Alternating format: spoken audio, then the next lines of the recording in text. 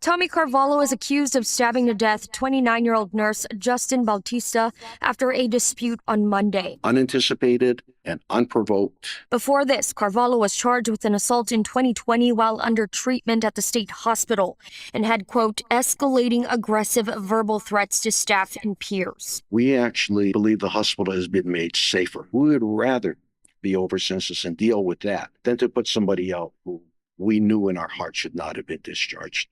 If you guys aren't aware of the news that's recently been hitting the headlines, there's a story about this 29-year-old from Hawaii who has recently been stabbed by a former patient. It wasn't actually an active patient in the facility. I don't know the full story behind it, but apparently he got a hold of a weapon, which was a knife. He came into the facility and he stabbed this employee that worked the facility who happened to be a psychiatric nurse. And if you go on Google right now, this is why I always tell nurses, like, they have to look out for themselves, because if you go on Google right now, you're going to see that the majority of the headlines, if you type in psych nurse stab or stabbing, you're going to see that there's going to be many articles related to stabbings happening across the United States for all types of psychiatric nurses. And this is not just for nurses that work in psychiatric facilities. If you've listened to the headlines in the last 2 years or so, you're going to see that this is going on with a lot of healthcare workers. There's doctors, there's nurses, there's techs, there's all types of healthcare workers that have been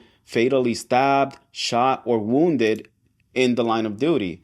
And I feel like this is something that needs to be addressed, and not just by the facilities that we work for, but by the government as well. Patients with mental illness that are not just roaming the streets, but now they're also in the facilities that we work in. And we're having a hard time taking care of these patients because, as you saw in the previous video that I just played, is that some of these facilities are overwhelmed with the amount of psychiatric patients that they're receiving. And if they're overwhelmed, just imagine how much the nurses themselves are overwhelmed, because we're already understaffed, we're overworked as it is, and now we also have to fear for our lives when we come to work. And this is why I'm always telling you guys, I used to work a lot of hours, just a couple of years ago. And I remember when Monica and I were working, no more than 40 hours a week, because I felt like that was too much for us. But when we were working more hours than we had ever previously worked, it was taking a toll on our body, it was taking a toll on our mental health and all of that. And when I see that nurses who are overworking themselves also have to now think about possibly not being able to come back home to see their family. This was a 29-year-old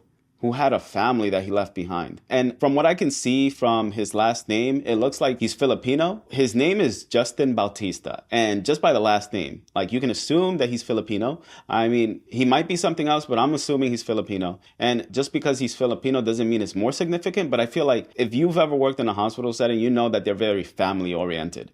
So this must have taken a large toll on his family, his wife, and his kids. And not just them, but the rest of his family.